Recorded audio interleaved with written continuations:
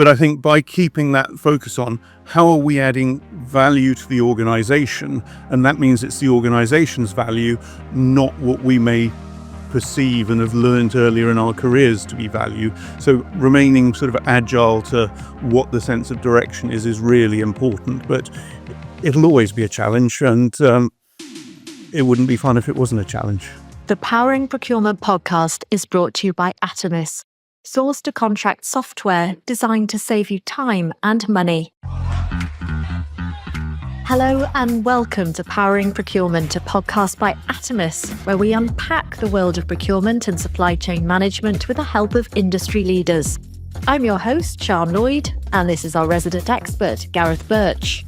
Hi, after 20 years in procurement, I may be billed as an expert, but believe me, I'm here to learn too.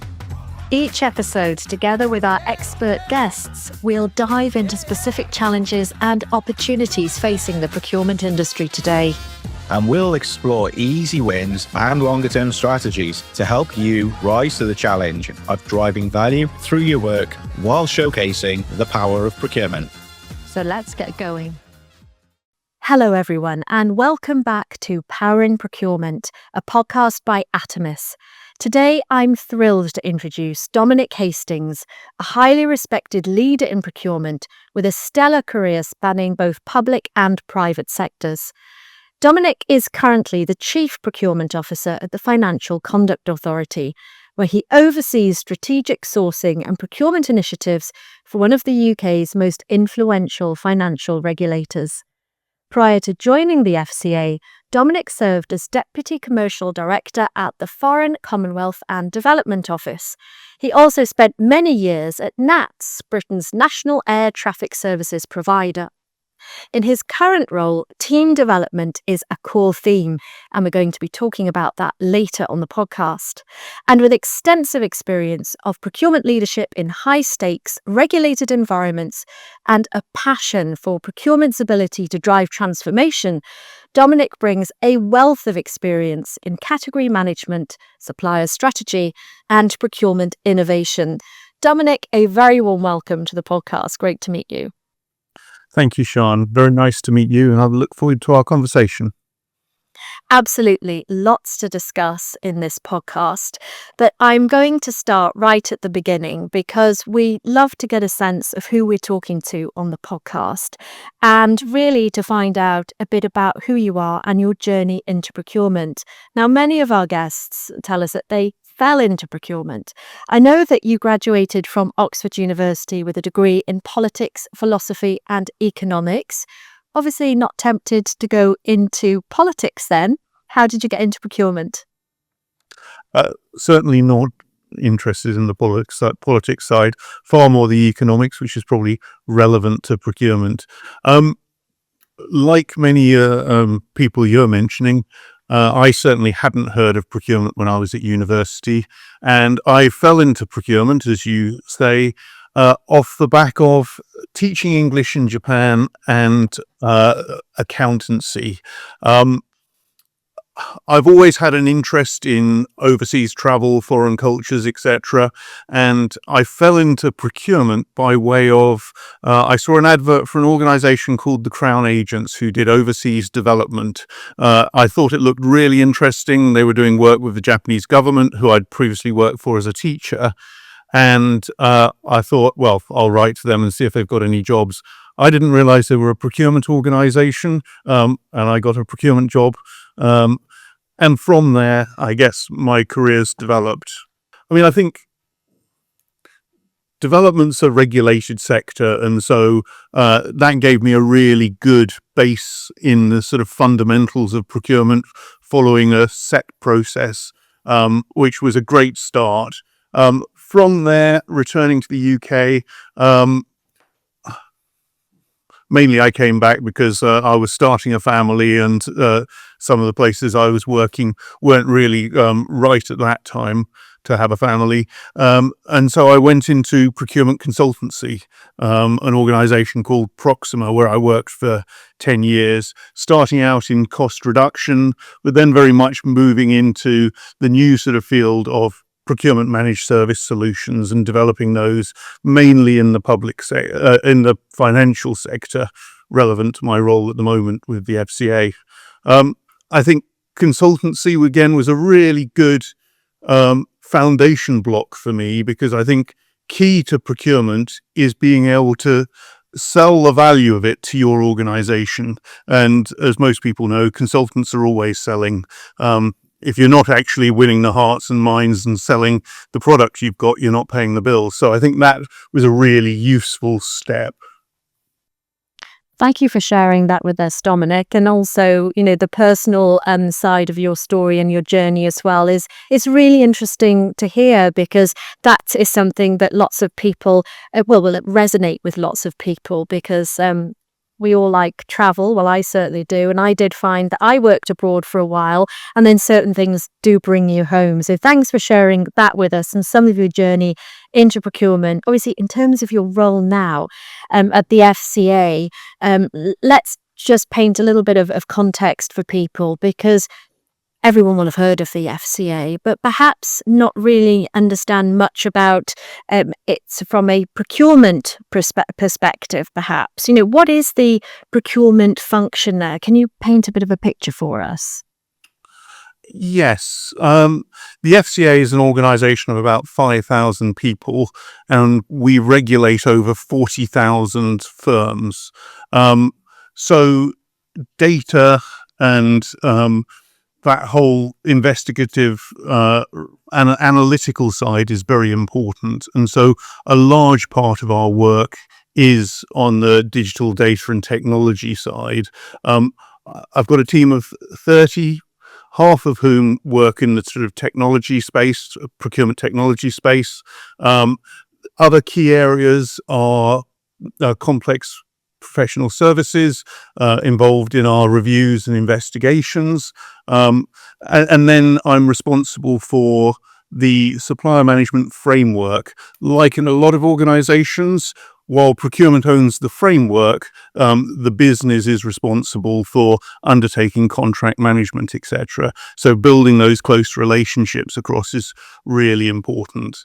I think one of the interesting things for me at the FCA is on the technology side, apart from the vast amounts of data and work we do on that side, we regulate things like crypto assets, etc. And so we need to keep at the forefront of technology, which makes it a very interesting role.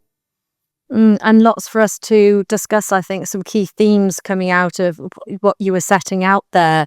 In terms of your function and your role, I mean, has it changed? Have there been big changes that you've seen, or any particular challenges since you've been there with the role? I think when I came in, there'd been quite a lot of change in the organisation and also for the procurement function. They'd moved reporting lines, vacancies were at 30%, so everybody was quite overworked. Also with COVID, hybrid working, rebuilding that sense of sort of team and being in the office was absolutely critical. So making sure that we had regular face-to-face team meetings, away days, doing training together, etc., to get everybody back together, but also real focus in my first year on filling all of those vacancies, because I think everybody in procurement knows it's very difficult to find good people. It takes a lot of time. So that was probably the sort of key focus, because until you've got a full team, everybody's going to be stretched and you can't focus on the next steps forward. Yeah, because a key factor, or perhaps focus in your career, has been people and developing teams. And I want to really dive straight into that, because I think it's really interesting, in particular, to understand a little bit about your approach to that, and certainly how you've developed it over the years. I mean, how do you approach developing a team, especially when things are evolving so quickly in procurement? Yes. I think while things are evolving, I think a lot of the sort of basics are very much the same still. You need people who can build good relationships. good at analytics and curious, because every single procurement I've ever done is completely different. So having that curiosity is important. So identifying, getting the right people, and then giving them the opportunity. And I think a key part of that opportunity is making sure that they've got the right tools and processes in place. So we've invested quite a lot of time and got in support to build the right tools and the right processes so that people have got the foundations to build on. And then we've spent quite a bit of time doing soft skills training, supporting people with building that confidence to have difficult conversations with our business, with suppliers, and really focusing on that side. I think absolutely key for me is making sure everybody has a voice and is free to challenge. My happiest time is when any of the team actually tell me that they don't think I'm right, and we can have a discussion. And I think that really shows when you've got to a point where there is that challenge and confidence in the team. That's really refreshing and great to hear. As part of this podcast, we're here to shine a light on procurement as a sector, as a profession. And as with many, we know that there are recruitment, retention challenges. So in terms of building a team, I'm sure that is something that you may have come up against in your career as well. Is there anything particularly that you are looking for when you're thinking about longevity of a team as well and that ongoing development? I think, as I said, the fundamentals of that, curiosity and drive don't change. I think one of the things that when more and more people are doing is looking more at people's underlying capabilities, as opposed to just the experience. Experience is important, but finding people from other walks of life. There's a limited pool in procurement. So are there people from, I've had people from finance, from sales, and also other areas of operations. So I think being open to who's got the sort of right capabilities around relationship building, that analytical side, etc., who can come in and, help build that team. Also, it's a question of sort of that diversity of thought from people coming from different positions. And I think part of what you're alluding to, people sort of coming in new, and there's a lot of talk about different generations and different ways of thinking. I think having sort of teenage and young adult children, I'm sort of used to that at home as well, and so it's really important to understand where they're coming from. I think it was very different when I started my career. Certainly when I started as an accountant, probably my first 6 months were a glorified photocopier. People are coming out of university looking to make an impact immediately. So trying to look for what skills or capabilities or experience have they got that they can bring, which maybe is a bit different. Do they have languages, an interest in AI, or, environmental and sustainability? All of those things are important to the team, and having people coming in with a sort of passion as well as the general skills, I think, is really important in building a diverse team and then bringing people together so that everybody's learning from each other. I think a key thing that we have, as well as our team meetings and team away days, is communities of practice where we get people to come along and talk about their experience, share ideas. The one thing we're always saying is, there's no bad question, there's no wrong question, and that everybody's voice should be respected, because then we all learn from each other and move forward.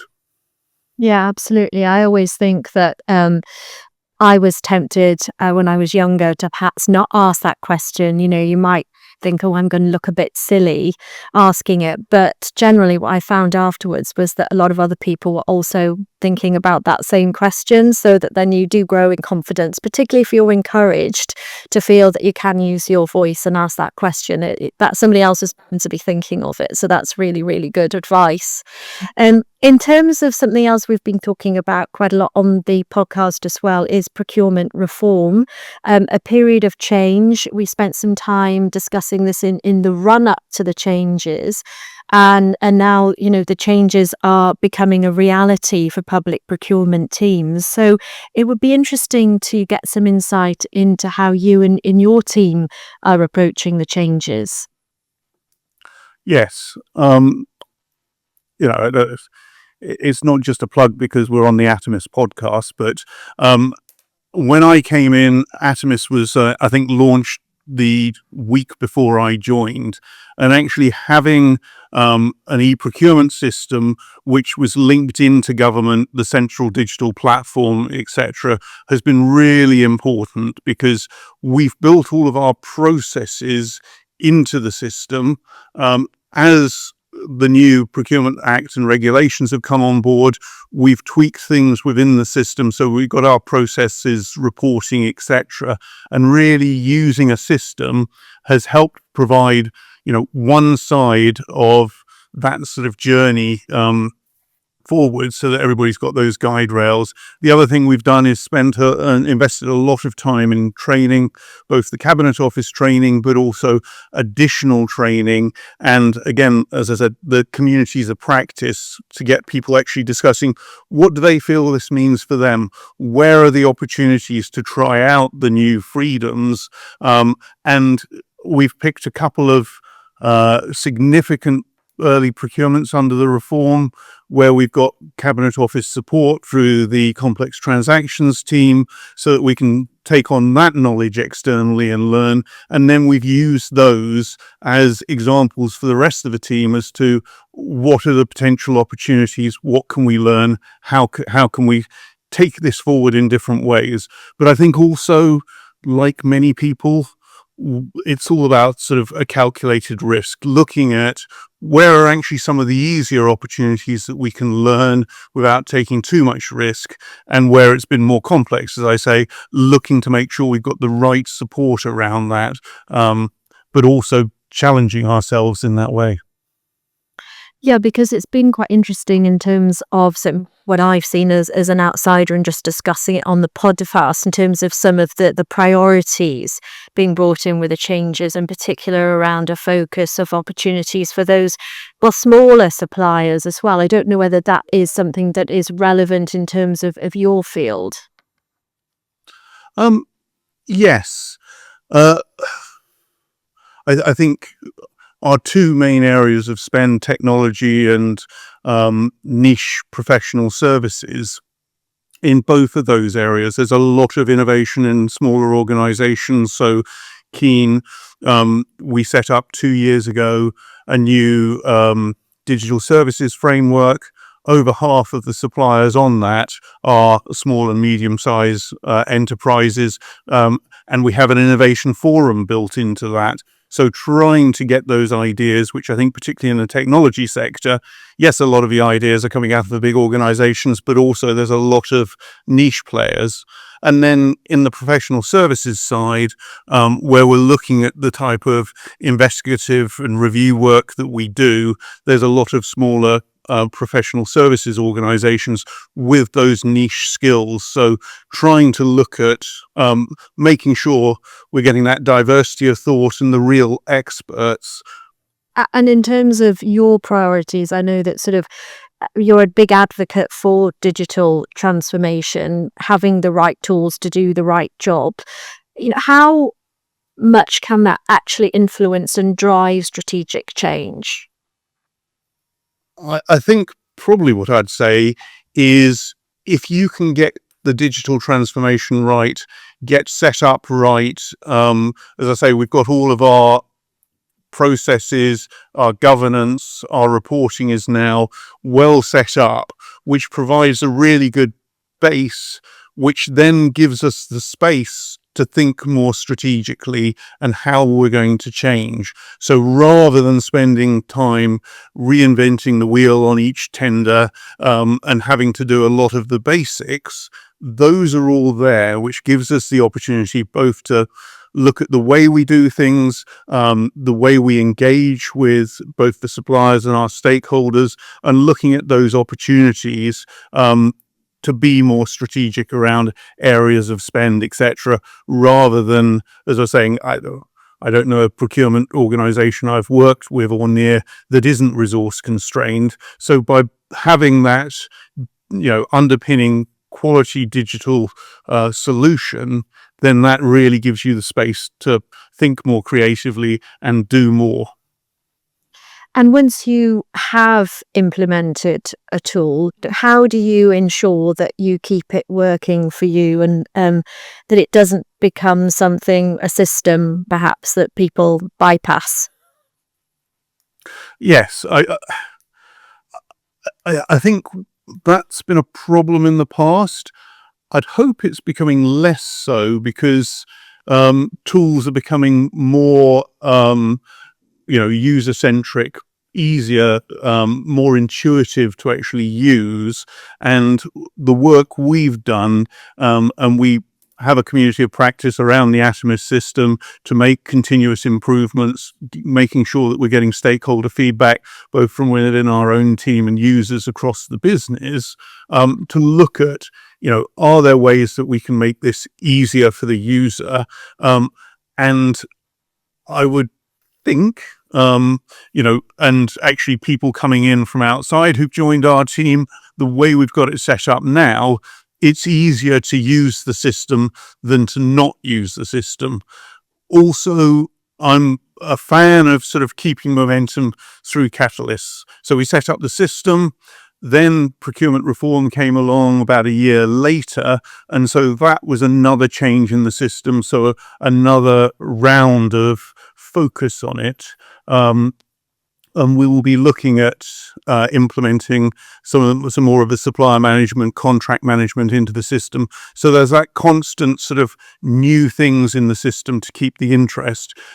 On the other side of it, because we need to make sure we've got good reporting, control and governance, we also do audits. The system's very good for providing us information. Where are things not happening? Have we published things late, which we need to do, etc.? And then it's coming back to individuals or teams and understanding why they haven't necessarily fully used the system, providing that support and that challenge. Is there something we can do better, or do we need to sort of provide more support and learning? And thank you. Thanks, Dominic, for your insight there. And I think some great learnings from what you've just shared with us as well there. I'd just like to turn to looking perhaps at procurement's voice now, and something that I picked up from one of your earlier answers, really. We've heard actually from quite a few of our contributors about procurement's voice.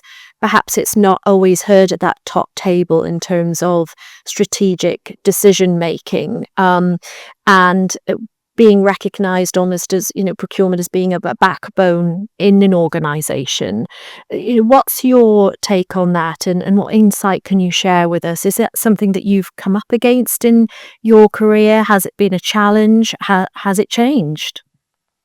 I think it's always a challenge, and I don't think it's ever going to change.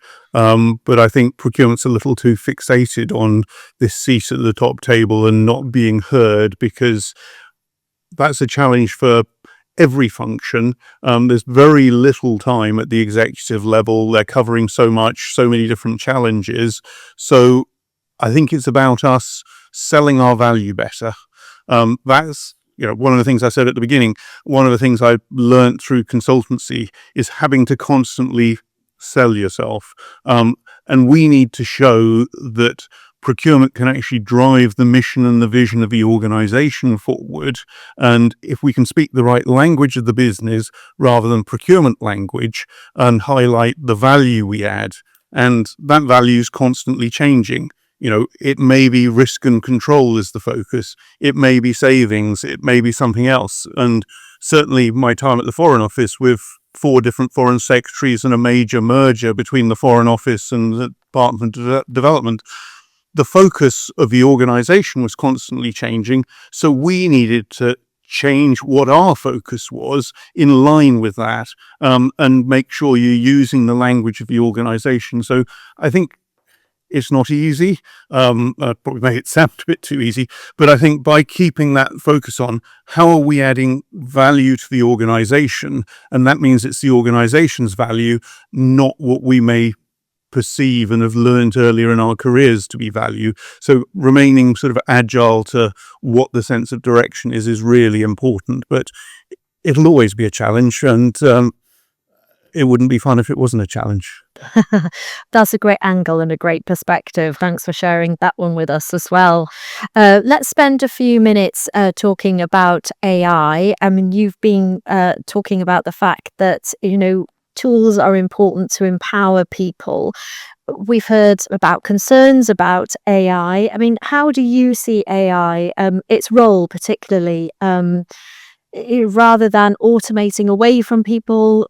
Is it enhancing people? What are the opportunities there? I always find it quite difficult because there's a lot of talk about AI, and it's very easy to either sort of say nothing or say too much because nobody really knows where the future is. And I think being realistic is a good place to start.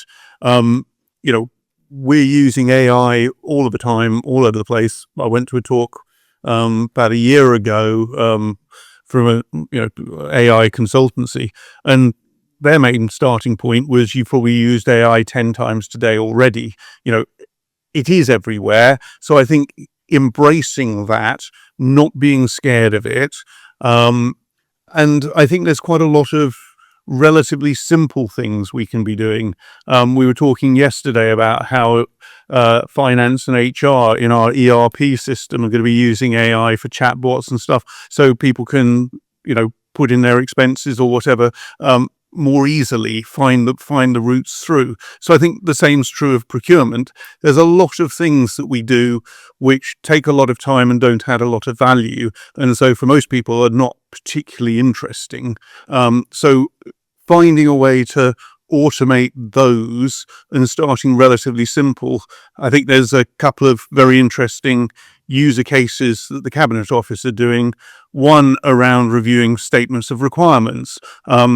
I think a lot of people in procurement find that the business doesn't necessarily write a statement of requirement as well as it might be for presenting to the market, so that you can get the best responses. So that's going to be looking at analysing how well it's written for that, not the technical side of it. So I think that gives you a really good opportunity to get feedback, have a better discussion with the business, and get better solutions. It's something relatively simple, and it could be quite a sort of game changer in those relationships. I think the other thing they're looking at is evaluations. Could you have one of, we normally have 3 evaluators in the public sector, most places, one of the evaluators being AI, and comparing that and all that would add, and that would reduce, your work on evaluation by a third. So I think simple things like that as starting points can add real value, give space to actually have better conversations with the organization as to what they really require, better conversations with the market as to what's out there, and take away some of the day-to-day less value add. So for me, I think it's focusing on the areas which aren't value add, for most people are quite boring, and giving them extra space to do interesting things. I think the other thing as well is, if you're not embracing AI, and as I was saying, we were talking with HR and finance who are embracing AI, your credibility in the organization is going to be questioned. It's everywhere.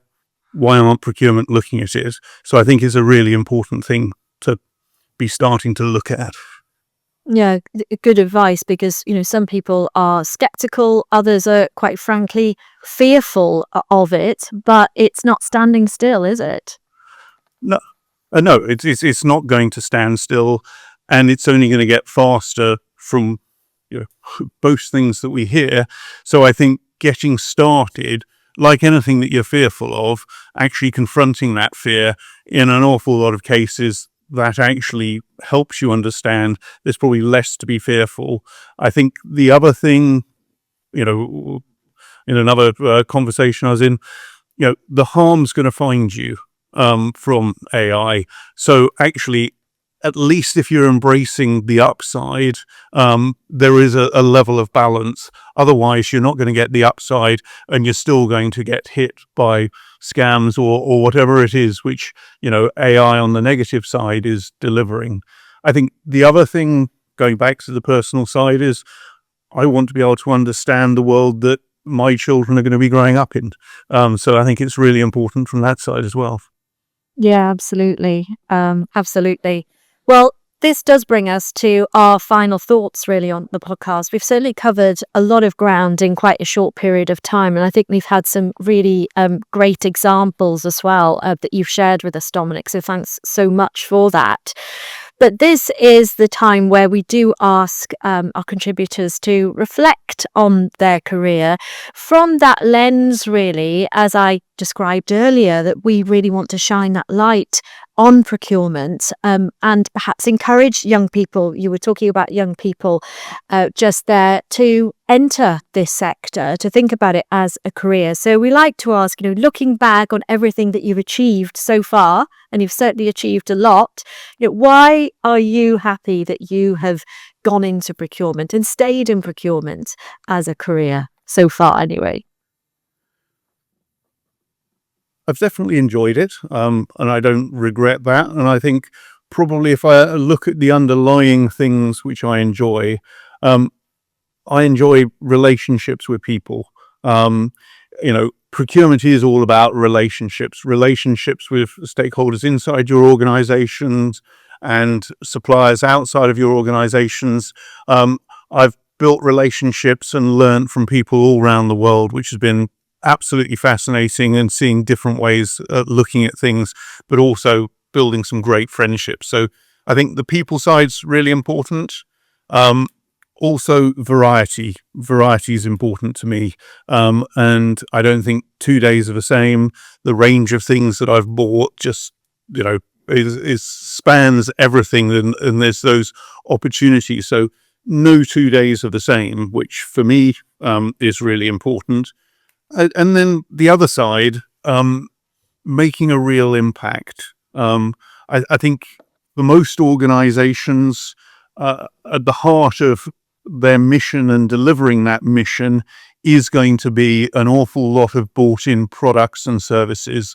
So getting that right, and as those markets are evolving, as we said, in different directions, and getting the best things bought in, you're making a real impact on the mission of your organization, and quite often on, an impact in wider communities as well. So, having an impact as well is really important.